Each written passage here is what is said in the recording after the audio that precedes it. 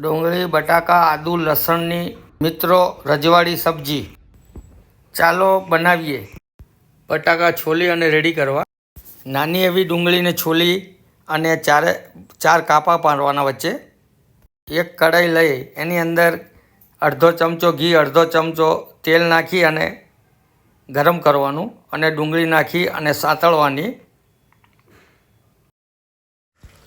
સતળાઈ જાય આ ટાઈપની એટલે આપણે એક પાત્રની અંદર કાઢી નાખવાની મિત્રો. આપણે જે છોલી અને કટિંગ કરીને બટાકા રાખ્યા હતા એને પણ સાંતળી નાખવાના, થોડાક લાલ થાય એ ટાઈપના. જુઓ મિત્રો, આ ટાઈપના રેડી થવા જોઈએ બંને. એક વાટકીમાં મગજતરીના બી અને કાજુ પલાળી રાખવાના. પલળી જાય એટલે એની અંદર થોડીક ડુંગળી નાખી દેવાની, એક આદુ લસણની પેસ્ટ કરવાની, ટામેટાની પેસ્ટ કરી નાખવાની, કાજુ ડુંગળીની પણ પેસ્ટ કરી નાખવાની. આ ટાઈપની રેડી કરી નાખવાની બધી પેસ્ટો. લસણની પેસ્ટ કરી નાખવાની. જીરું, આપણે આ ટાઈપના ખડા મસાલા જોશે. હિંગ, લાલ મરચાં, હળદર અને ધાણા. મિત્રો આટલી વસ્તુ રેડી રાખવાની. આપણે ડુંગળી અને બટાકાને જે તેલ એની અંદર જ જીરું નાખી દેવાનું. જીરું તતડી જાય એટલે ખડા મસાલા નાખી દેવાના બધાય. મિત્રો હિંગ નાખી દેવાની અને હલાવી અને મિક્સ કરી નાખવાનું. આપણે જે લસણની પેસ્ટ રેડી કરી હતી એ નાખી દેવાની અંદર. 5-6 મિનિટ એને સાતળવાની અને પછી કાજુની અને ડુંગળીની જે આપણે પેસ્ટ રેડી કરી હતી એ પણ અંદર નાખી દેવાની અને મિક્સ કરી દેવાનું.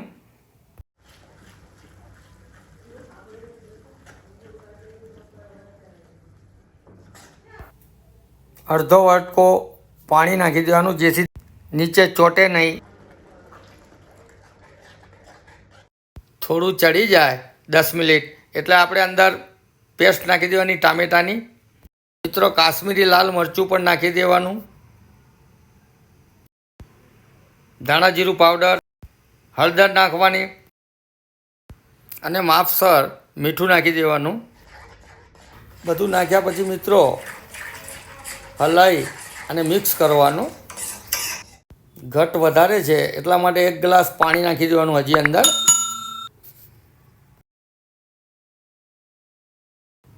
થોડુંક ચડે એટલે અંદર કસ્તુરી મેથી નાખી દેવાની. એનાથી સ્વાદ એકદમ સરસ આવે છે. 10 મિનિટ ચડી જાય અને ઘટ થઈ ગયું છે. હવે આપણે જે રેડી કર્યું હતું બટાકા અને ડુંગળી એ પણ નાખી દેવાની અંદર. કિચન કિંગ મસાલો નાખી દેવાનો અંદર. નાખ્યા પછી એકદમ હલવા હાથે મિક્સ કરી દેવાનું. કોથમીરી નાખી દેવાની. આપણી સબ્જી એકદમ રેડી થઈ ગઈ છે મિત્રો. શિયાળામાં ખાવાની એકદમ સરસ બાજરાના રોટલા જોડે એકદમ મજા આવે છે મિત્રો. તમે પણ ઘરે બનાવજો અને આવા નવા વિડીયો હું મોકલતો રહીશ. સારું લાગે તો લાઈક આપજો મિત્રો.